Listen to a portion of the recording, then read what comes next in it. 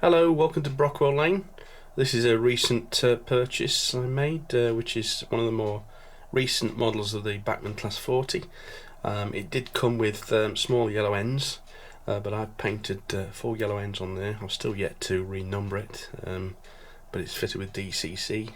I'm quite proud of the way that's starting to look.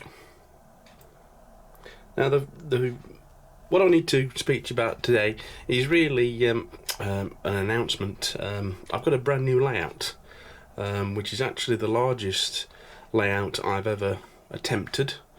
I've managed to get a bit more space, and so I'll run you through a few of my layouts which exist at the moment, because a few people are a bit confused because I tend to change a lot, and I've got a lot of videos on YouTube. In fact, I've just gone over 200 videos, not all modelling but most of it, and people are a little bit confused of what layouts I've currently got and what have gone.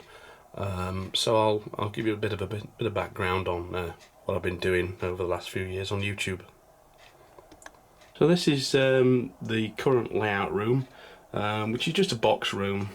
It's a bit of a mess. In fact, I've got far too much stuff in there, and that little layout there is one you've just seen, the 1970s one, which is sort of just a shelf layout, very small. I've only got about 8 foot in here, I think, something like that. But I've crammed quite a lot in here.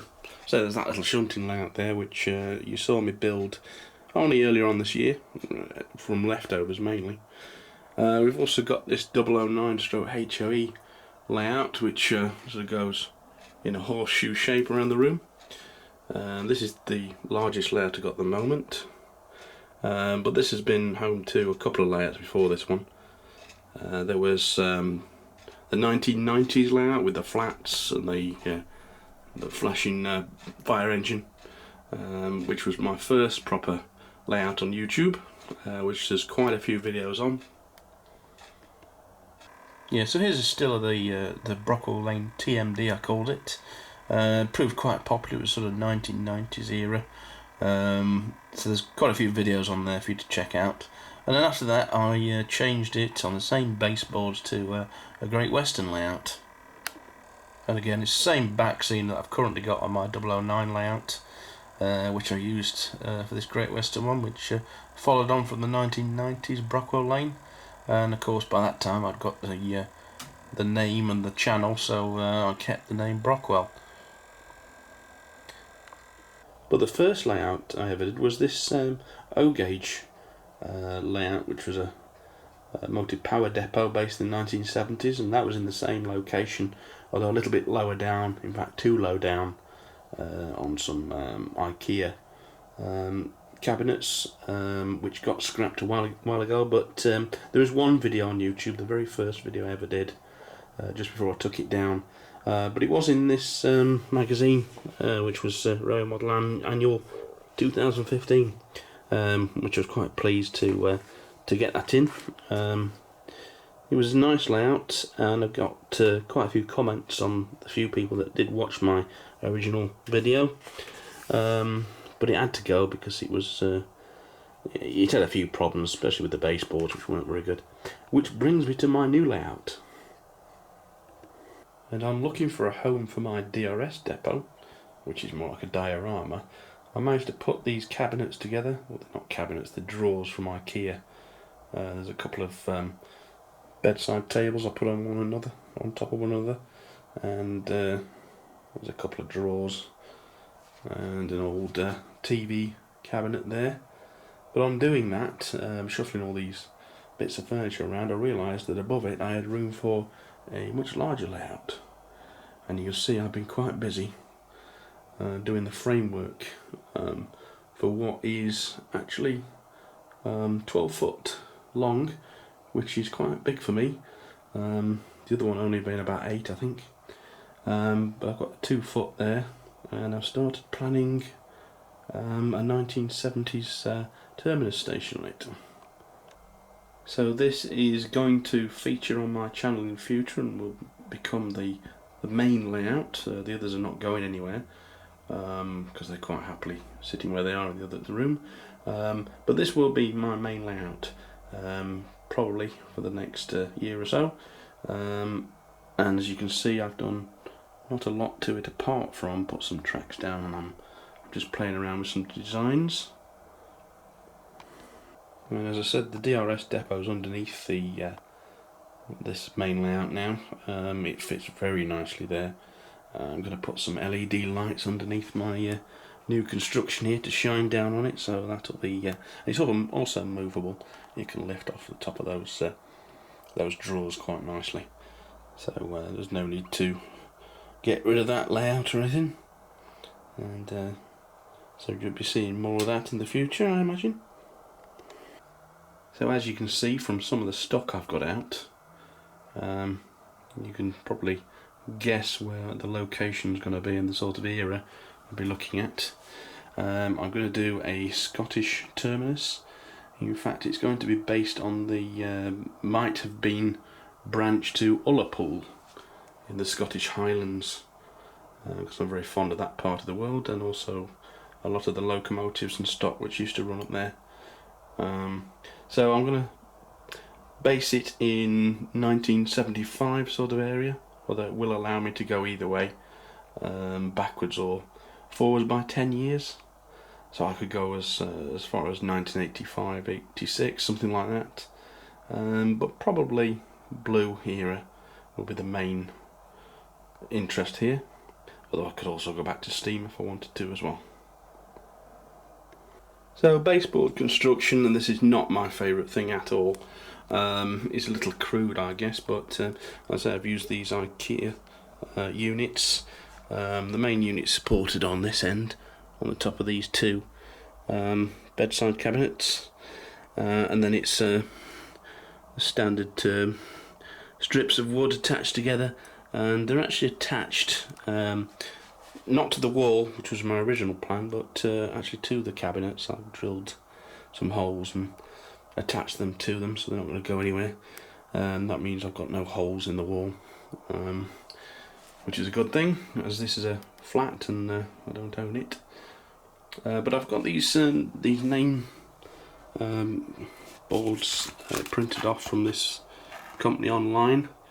So I did the Ullapool signs in a blue 1970s-60s type scheme. This company will print whatever you want.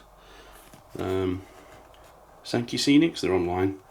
You put your name in there and they'll do anything you like, really. 1980s, back to the steam era, Network Southeast, all sorts of things.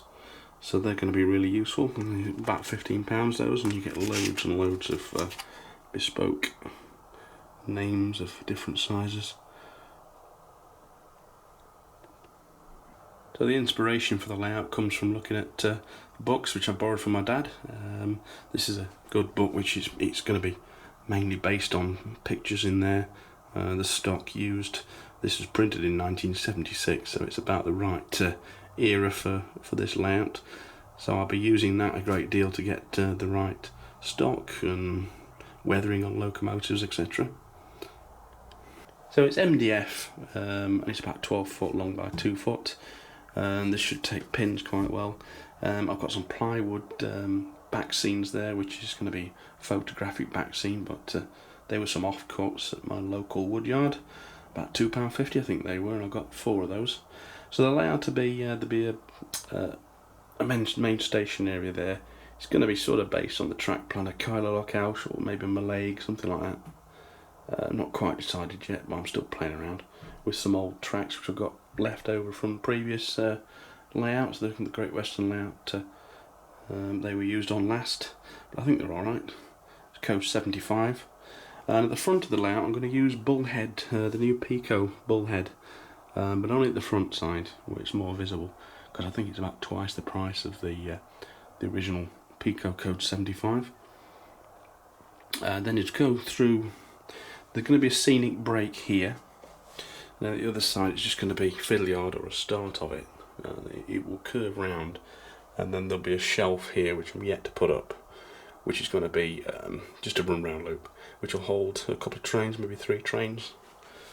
And then another idea I've had is there's going to be another hole in this wall here for locomotives, and that will go to this side, an engine shed where this Class 24 stood.